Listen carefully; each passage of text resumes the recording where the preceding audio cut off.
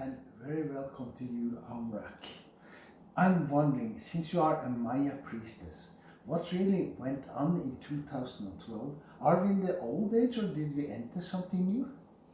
Yes, we enter something new because it's the beginning of a new Baktun. Some people say it is the Baktun zero because every Baktun is a period of time, and Dr. Carl Kalaman has a very detailed expression of how these cycles in the history of humanity have worked on. But this Baktun, this after 2012, it is a time of great big changes, a change of consciousness. Many people had a lot of different ideas about this date, and it was very interesting because they were all projecting their own wishes. Some people, and even sometimes I believe they said the UFOs are coming and they're going to help us. But for what I understand, this opening of the consciousness is something very personal. Mm-hmm. And now is the time for us to open up to new beliefs that are not the old beliefs that have kept us in one little box where they wanted us to be. Mm. Because in that way we were more easier to control. Oh. Now is the time for unification. It means there is not so many tribes, but one big tribe. The only way that we can relate to each other is according to our consciousness. They are the people that don't want to believe in anything. They are the people that believe in what they have been told. They are the people that are creative and come up with new ideas. And there are people that only want to follow. Mm-hmm. So this is the time where they say the prophecies, first they have to go terrible things. Because humans only learn through... How terrible does it have to be? More terrible than what is happening now, Do you think it will be even worse? I hope not. I hope not. I hope people have the way to learn without going much farther than it has gone. How can we learn fast enough to not create these terrible or difficult things you talk about coming? Oh, that is a good question. I think humankind and individuals need to go through lessons in order to learn. Some of us need to be hungry in order to learn the sharing of our food. Some people need to be very poor in order to understand what the poor people are. And some people need to be very rich and go through the big test of having too much, but not being happy, not being satisfied.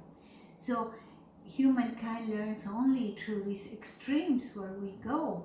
So I think it is very important now to come to this center, to this golden middle and find it. But through that we need to walk a lot, we need to learn and remember there are different kinds of people. Would you say that this is the most important message you bring as a Maya priestess?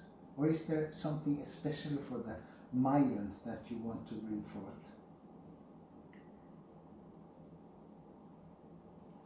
The Mayans have had different times. There was a big civilization that built the pyramids and knew about astronomy and astrology and knew about the workings of nature. And remember, there were invaders that came and forced us into a religion that doesn't have to do anything with nature.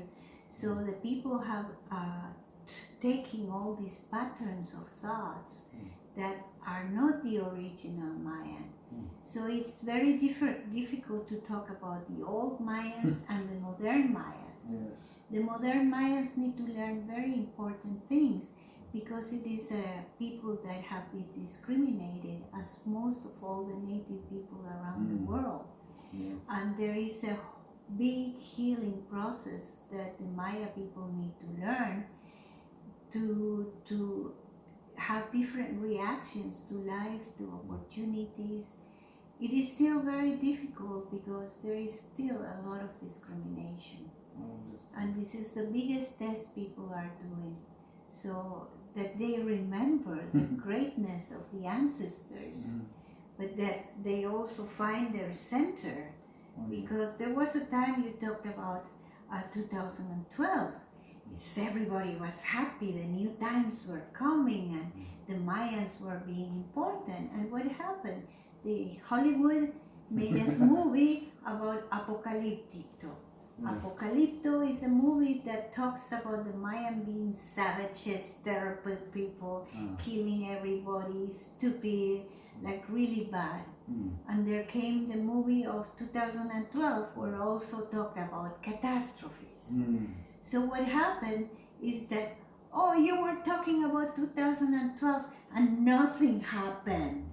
Do you think that when we create such image of catastrophes like they did, and other image we create that things will go bad, do you think we create catastrophe by... Of course. So we should try to avoid to create such image of the bad things. Yeah, but you know, these are the ways that the controlling ones that use to make us do things that we don't want to.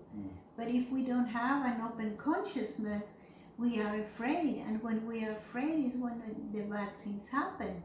It's all about our consciousness, the frequencies, the magic that we have.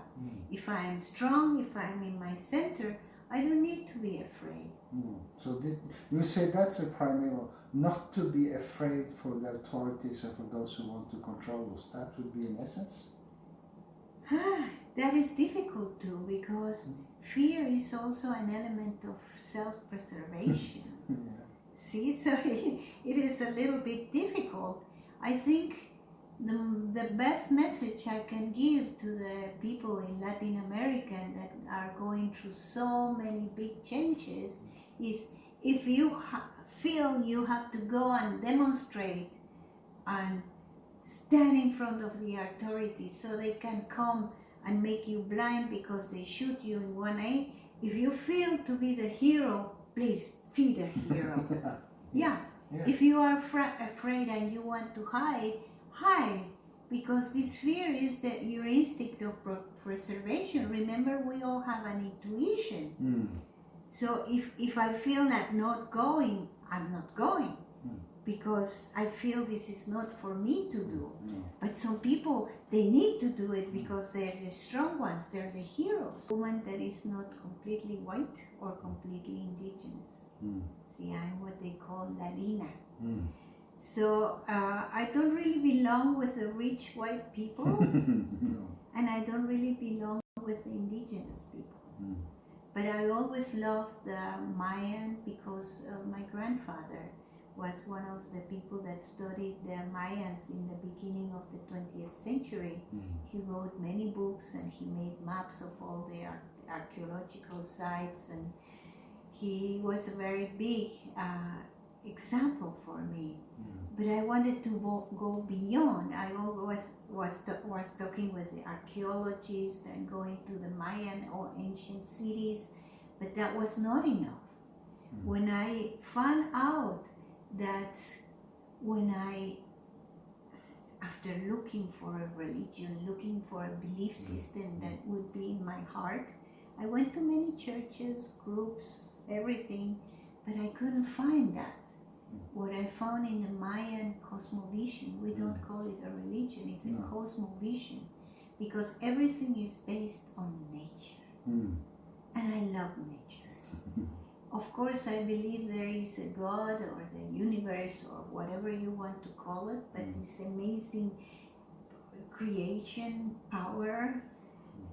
But I also believe in nature, because nature is tangible. When I connect with the jaguar, with the dog, with the birds, it's for real. And I get the connection with the creative consciousness of Mother Earth, which is also a consciousness. We think the Earth, the planet, but we usually don't learn to have a connection to it. But there is an intelligence there that talks to us and feeds us and loves us. That's why they call it Mother Earth, because she's a mother. In these days, you travel around on the earth and you give lectures and ceremonies and do things. Is this what you, the topic you spread through your work? And why do you travel around the world?